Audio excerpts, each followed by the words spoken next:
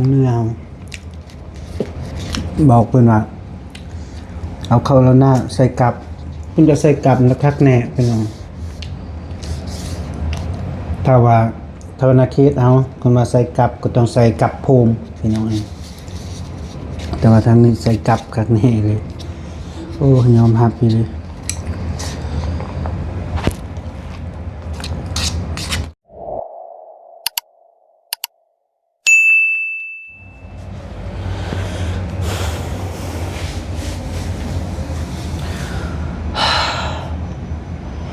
พี่น้องเอ้ยเนาะพอดี เปิดคลิปเปิดภาพกะอยู่ที่ห้องนอนพี่น้องเอ้ยเนาะกะพอดีกลับมาแต่เวียกแต่งานพี่น้องเอ้ยเนาะก็เลยมาฮอดห้องแล้วก็เบาแก้วกะอาบน้ำอาบในพี่น้องเอ้ยเนาะพอดีดึกแล้วผมมีพี่น้องเอ้ยเนาะก็พอดีเบาแก้วก็สิกินข้าวพี่น้องเอ้ยเนาะก็แวะซื้อกับข้าวอยู่ที่ห้างพี่น้องเอ้ยเนาะกับ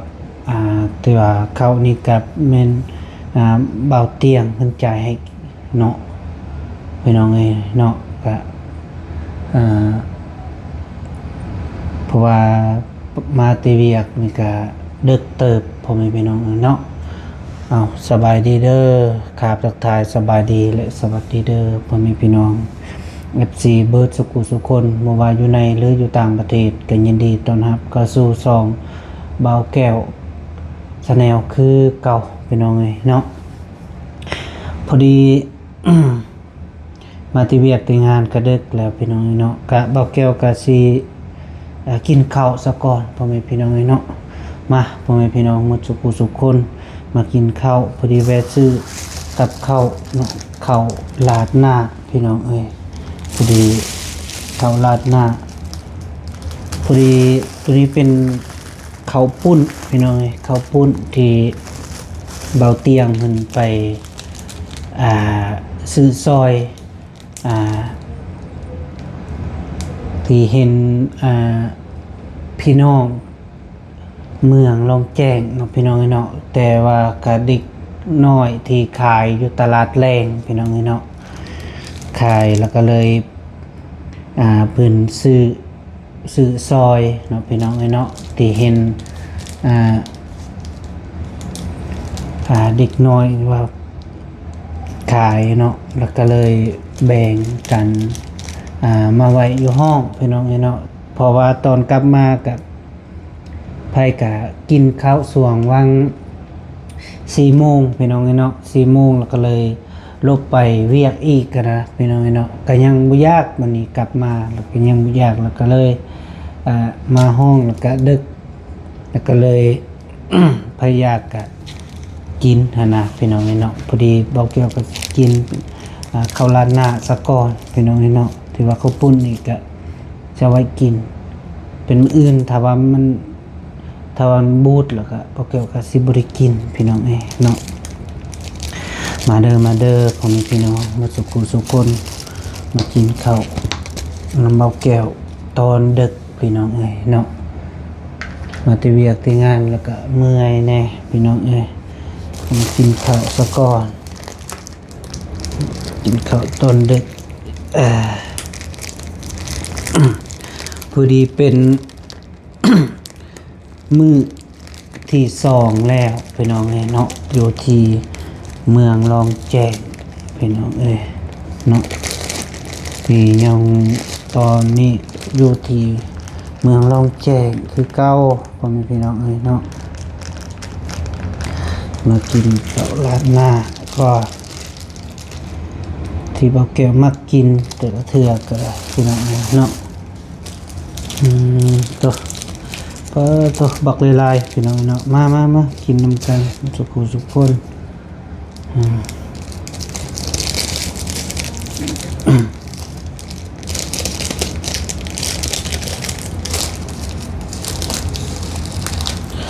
กินข้าวกับเบาแก้วเด้อพ่อแม่พี่น้องเนาะ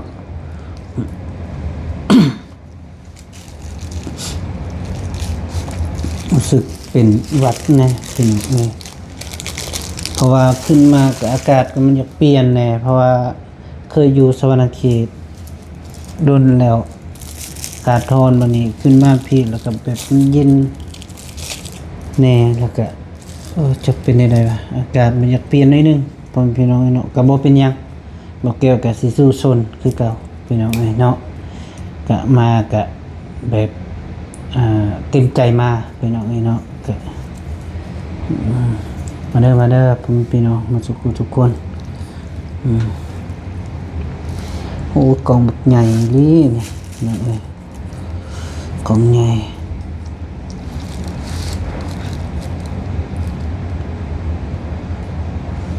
ตัว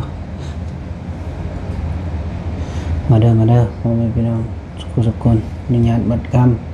กินข้าวตอนดึก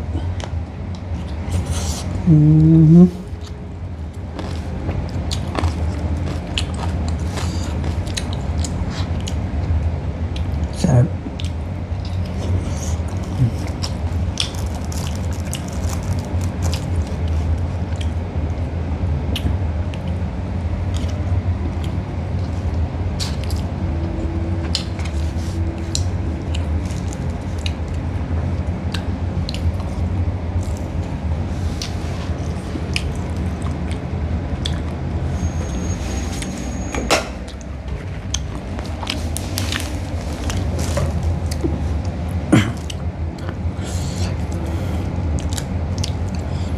พอดีเป็นคืนที่2แล้วมานอนอยู่เมืองรองแจงพี่น้องเนาะคืนที่2แล้ว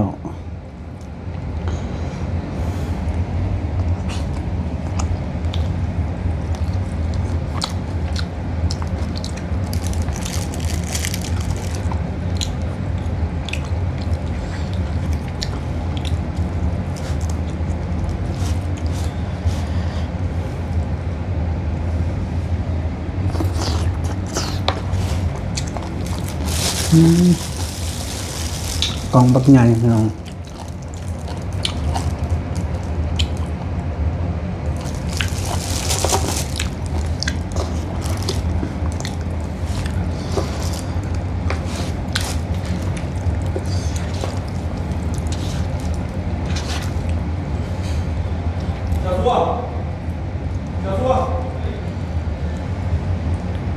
มาเด้อ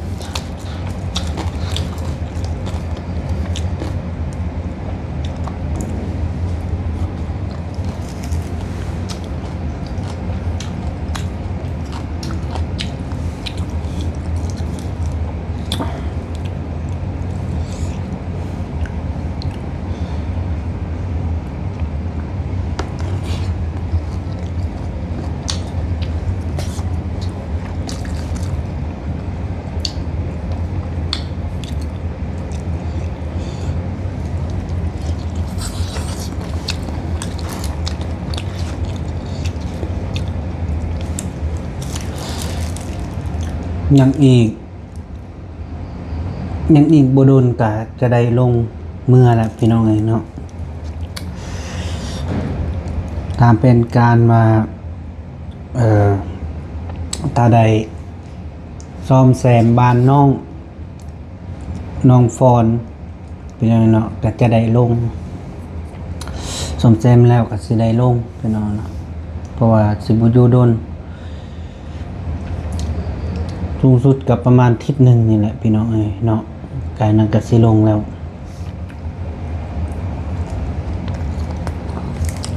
เพราะว่าสิซ่อมแซมเพื่อนเราแล้วก่อนสิลงไป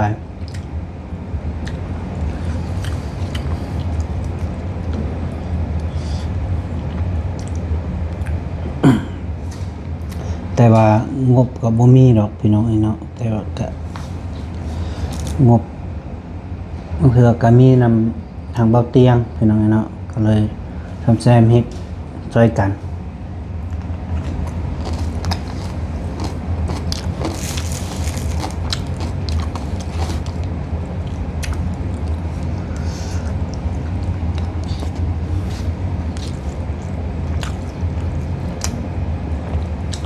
ที่มาเบิ่งเพื่อนน้องโจจริงว่าโตโคตรหนักเลยหนักเลย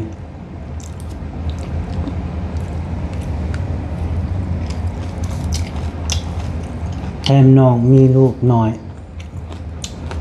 ก็กำลังแอบไปหน่อยเอาลูกคนเดียวอีกลำบากบางคนเอา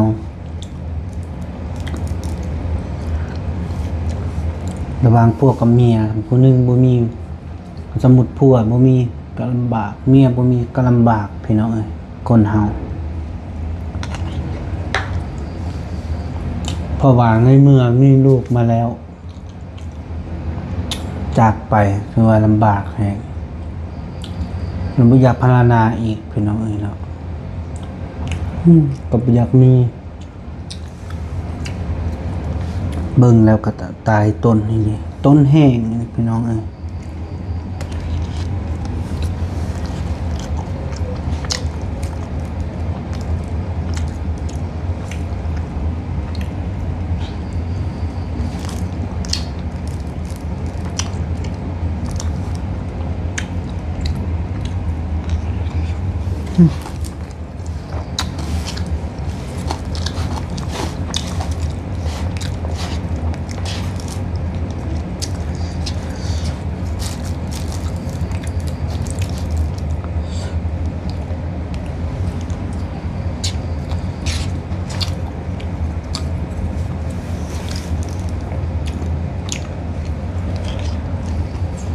เปลี่ยนเบื้องหนึ่งบสนัดกับมิตู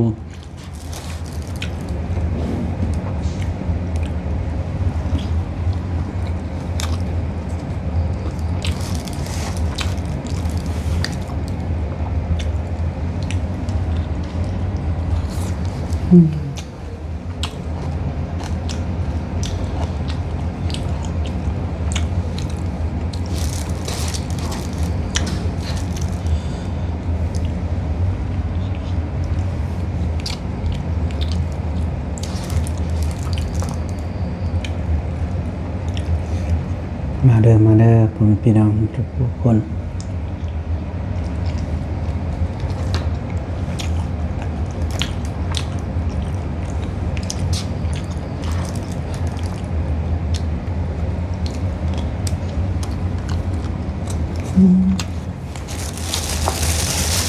อันนี้อยากยกเลยพี่น้อง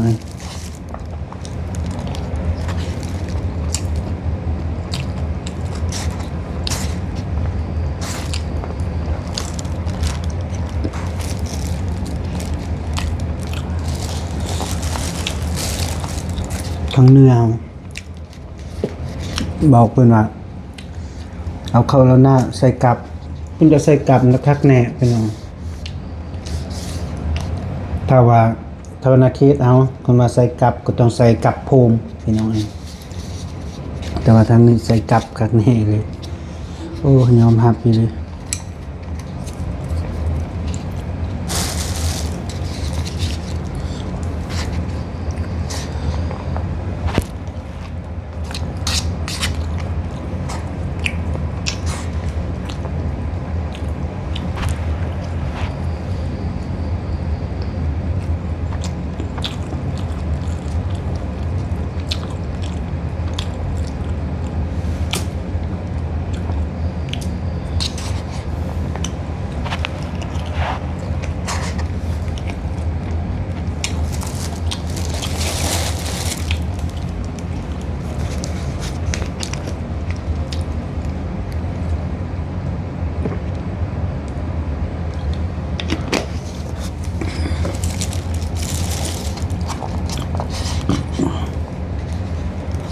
แซ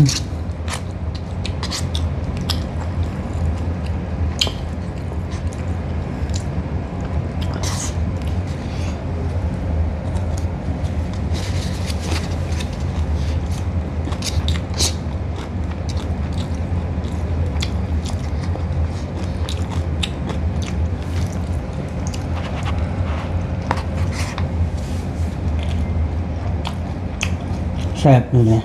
พี่น้องนะแซ่บนี่พอกิน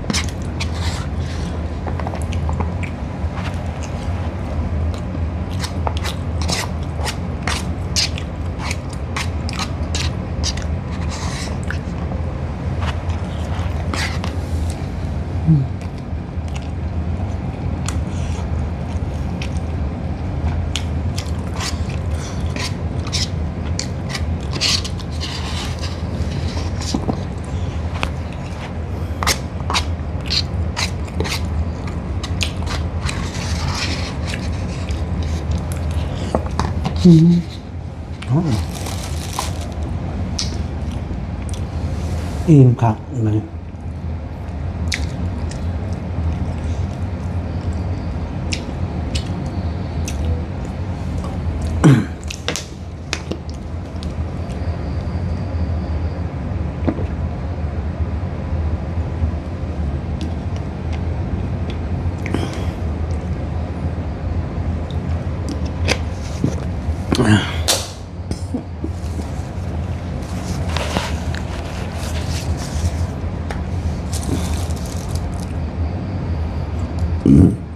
โอ้อิ่มแล้วผมพี่น้องเนาะ